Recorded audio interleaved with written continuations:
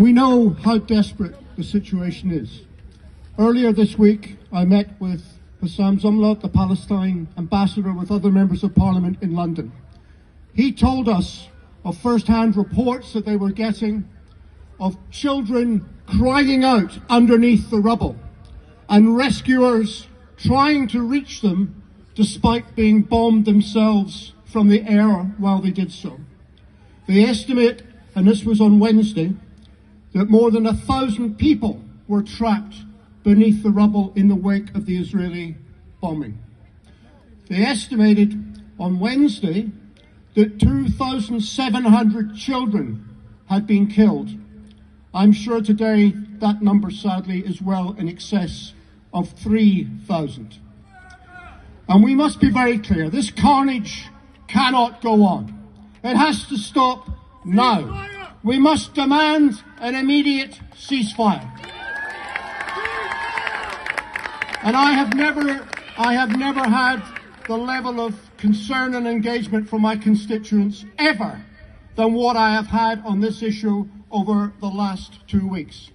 They are rightly horrified about what is going on, but they are also outraged at the actions of their government in standing silently and allowing it to happen. We must now intensify the pressure on the British government, and it's a big job, because you will have seen James Cleverly, the British Foreign Secretary, overnight. A man who said overnight that he did not think a ceasefire would contribute to humanitarian relief. I tell you, that degree of indifference and stupidity manifest in this man means that he is unfit to hold that office, and he ought to go and be replaced by somebody else. The British government response to this is to say that Israel has the right to defend itself. No, they don't. Well, in international law, everybody has the right to defend themselves. Yeah. And let us be absolutely clear. The carpet bombing of civilian residential neighbourhoods and the slaughter of innocents is not part of self-defence. The blockade of food and medicine to people who are sick and starving is not part of self-defence.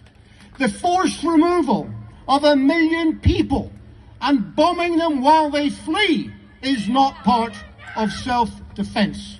And we must call these out for what they are. They are war crimes, pure and simple. And let us resolve today that no matter what happens and how this pans out, we will continue in the years to come to hold the Israeli government to account for the breaches in international law which are going on before our very eyes today. We know. So I am pleased to be here today. And I tell you this, that as well as what's happening in Gaza, of course the Palestinian community is facing attacks elsewhere. In the West Bank, settler violence has tripled in the last 2 days. More than 100 innocents have been killed by armed militias, aided and abetted by Israeli government ministers and facilitated by the Israeli Defense Force.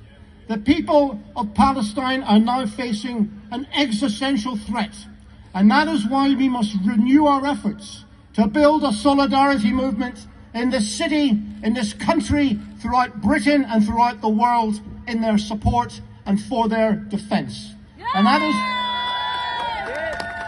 And we must also take this opportunity to demand and to point out that when this military adventure ceases, there has to be, and there can only be, a negotiated settlement which defends and recognises the rights of Palestinians.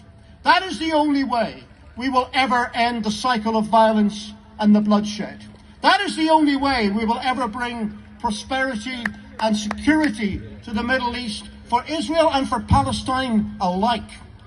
And I understand well how Palestinians will be sceptical about that statement, because this is a people who have been misled, betrayed and lied to for 106 years, a people who have been dispossessed and displaced for 75 years, and a people who have had their homeland occupied by a military power for the last 56 years.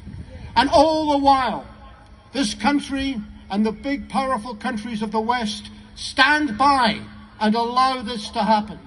That cannot continue. And we must redouble our efforts to change the policy in this country and the policy throughout Europe to ensure that Palestine rights are recognised and that their human rights and political rights are upheld. So it is a very dark hour that we meet today. There is a lot to do and things are quite desperate. But I want to work with you in building the broadest possible coalition to demand a ceasefire, to stop the war and to get justice for Palestine. Thank you.